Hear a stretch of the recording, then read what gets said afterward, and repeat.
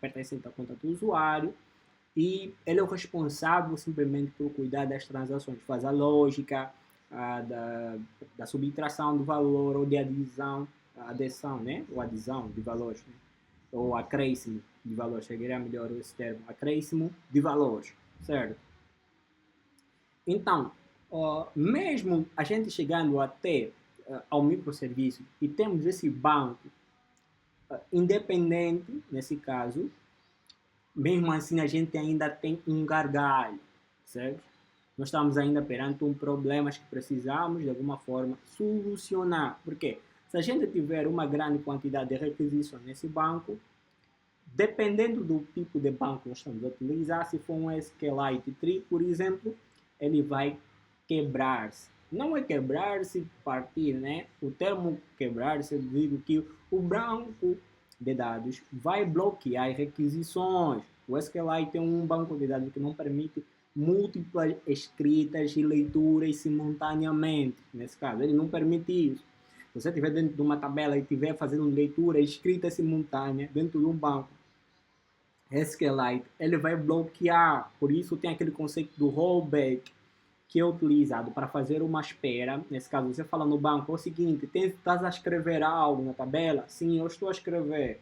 Então, olha, quando tu terminar de escrever, eu quero também escrever. Ele disse, ok, então isso é o conceito do rollback. Rollback, esse é o conceito do rollback. Normalmente se utiliza, mas não é muito benéfico, porque mesmo você utilizando uma linguagem concorrente, por exemplo, o Golang, você não consegue atingir a eficiência.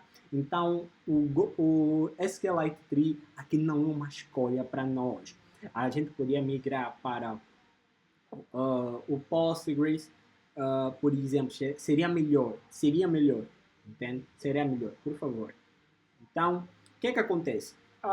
Como já conseguimos perceber que mesmo tendo a independência que o microserviço vai nos proporcionar, né, ou vai trazer para nós, dando a separação de tarefas e não só, a gente ainda vai ter um problema, percebes? Esse problema ele é baseado na quantidade de requisições que aquele microserviço, entendeste, vai receber. Então aqui entra o conceito de sharing. O sharing ele significa o quê? Implementar particionamento, né? Por outras palavras, é dividir o banco de dados, entende? Um banco de dados, por exemplo, ele pode ser dividido por regiões. Vamos explicar mais sobre isso. Por exemplo, aprimorando o desempenho do banco de dados através do sharing, tá bom? O que é que vamos fazer? Nós já temos um microserviço de transação, por exemplo, né? E ele tem um banco de dados único. Mas esse banco de dados nós ainda vamos reparti-lo por região, entende? Ele vai ter alguns auxiliares do mesmo que vão ajudar. Então, qual foi a minha ideia? A minha ideia é essa divisão por região, vamos colocar por província, né? Isso não seria problema. Nós vamos falar de um banco, então ele tem que ter capacidade para tal. Nós dividiríamos ou adicionaríamos bancos por províncias, entende? Primeiramente, vamos fazer essa pequena divisão. Então, teríamos o Share 1, que seria o cliente de Luanda, o 2, né? Seria para clientes de Tubem e por aí em diante. Isso traria melhor desempenho, acessibilidade mais rápido e latência reduzida. E alocação eficiente de recursos, carga individual do banco de dados vai diminuir, sim, e a redução de carga. O que é redução de carga? O que isso significa? É a quantidade de requisições, entende? Quantidade de requisições e o que o banco em si, ele serve para duas coisas. Leitura escrita, simplesmente para isso. Leitura escrita. Quando tem muita leitura, entende? Por exemplo, a leitura são todas requisições, né? Alguém faz uma requisição simplesmente com um método. Se nós tivermos a considerar uma API REST, eu poderia falar que um GET, né? Um GET, por exemplo, um GET é uma requisição, ela só faz uma leitura.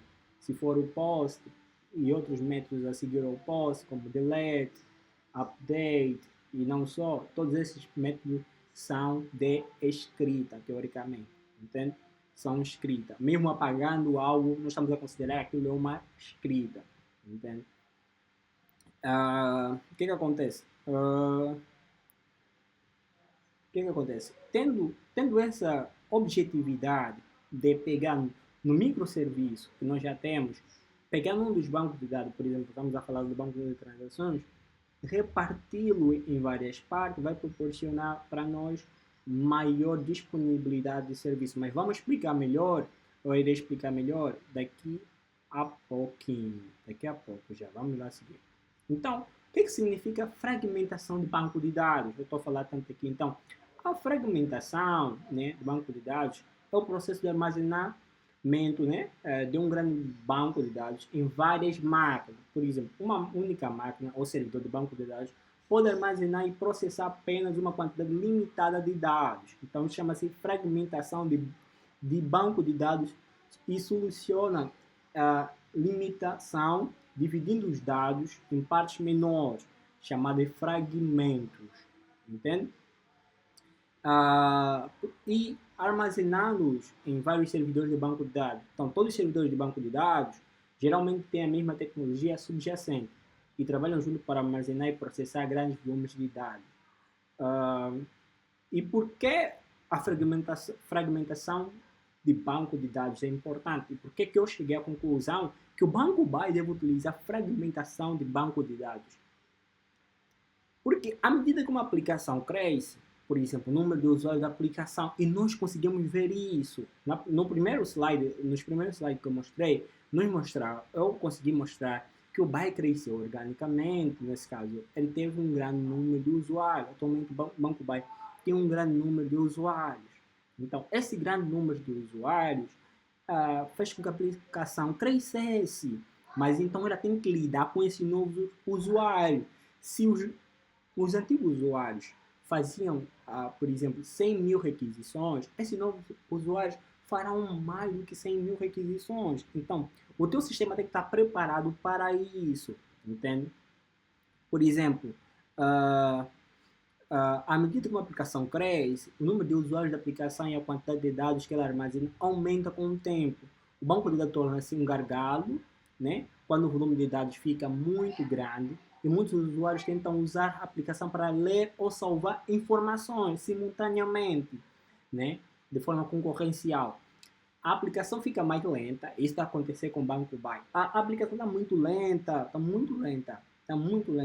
afetando a experiência do cliente. Nós, como cliente, por exemplo, eu em particular, já me sinto, eu nem utilizo o BAE direito, por esse mesmo motivo, entende? Porque é muito lento mesmo. Então, eu estou aqui simplesmente para trazer uma solução para eles, entende? Com base no conhecimento que eu tenho. A fragmentação de banco de dados é um dos meios para resolver esse problema, pois permite o processamento paralelo de conjunto de dados em menores fragmentos. Entende? Então, Banco BAE começa já. Aqui, eles têm que começar a prestar mais atenção, por favor. Então, vou começar a explicar o que é o sharing, exatamente. O sharing é conhecido como replicação ou fragmentação, entende? Por exemplo, nós temos uma aplicação aqui, exemplificando, né? Onde nós temos o sharing, por exemplo, aqui o master significaria, por exemplo, o banco de dados para transações. Aqui seria o banco de dados para pagamentos externos, entende? Que seria para pagamentos externos. Esses slaves, slave 1, slave 2, slave 3, são, de alguma forma, replicações deste mesmo banco de dados. Então, você consegue ver que aqui, user starting with N to M. Nesse caso, usuários que começam em N para até M. Teria uma divisão, né, da parte dos usuários para eles chegarem até esse master. Mas eu vou explicar melhor como é que essa divisão vai acontecer no próximo slide. Então, como é que eu vou explicar isso? Vamos lá entender. Banco de dados com share. Nós conseguimos entender, por exemplo, quando os usuários fazem requisições de leitura e escrita, né? Fazem alguma requisição para leitura ou escrita, nós temos o banco de dados. Aqui é um exemplo como um Google. Esse A técnica sharing, ela é aplicada para qualquer banco de dados, entende? Só que muita gente desconhece disso porque normalmente eles não vão mais a fundo, não se preocupam em entender outras técnicas outras técnicas para solucionar problemas como esse que está acontecendo com o banco Buy. Então vamos lá entender o que vai acontecer. Aqui são os usuários, né? Nós angolanos que fizemos requisições na aplicação, no aplicativo para transação e etc.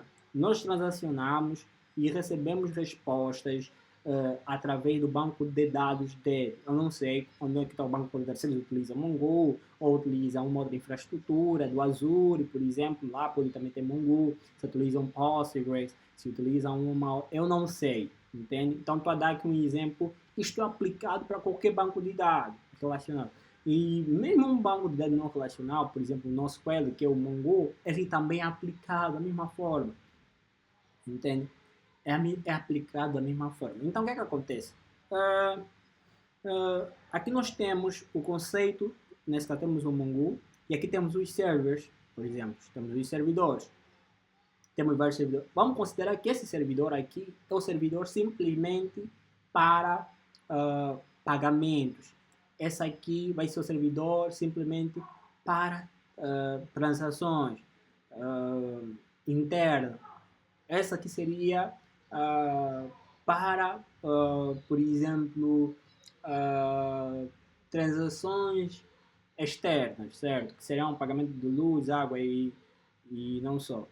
Então, quando o usuário faz uma requisição e vai até o banco de dados, é encontrado, nesse caso, o microserviço exato que ele está fazendo a requisição, né? Isso já vai ser colocado.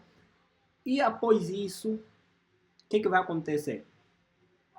Ele é passado para o banco de dados dele principal. Por exemplo, esse servidor aqui, que é para pagamentos, por exemplo, ele tem o banco de dados dele principal, entende? Tem um banco dele principal que é o primary, eu posso falar master, então isso depende muito da técnica que você vai utilizar, isso não tem muito a ver. Então, esse primary ou master, ele, de alguma forma, seria o banco principal deste que está aqui, percebes? E esses todos aqui ao lado são as suas réplicas, percebes? São réplicas dele. O que acontece? O fluxo de requisições seria dividido, entende? Entre essa réplica. Mas como é que nós vamos dividir isso? Espera, vou explicar. Espera, não se preocupem. Eu estou aqui para explicar e dar a solução. Tá bom? Vamos explicar. Aqui entra a técnica chamada load balance ou balanceamento de carga. Entende? O load balance ou balanceamento de carga, ele tem como intuito, de alguma forma, permitir com que a aplicação, a quantidade de requisição que é feita para um servidor seja balanceada. O que significa balanceada?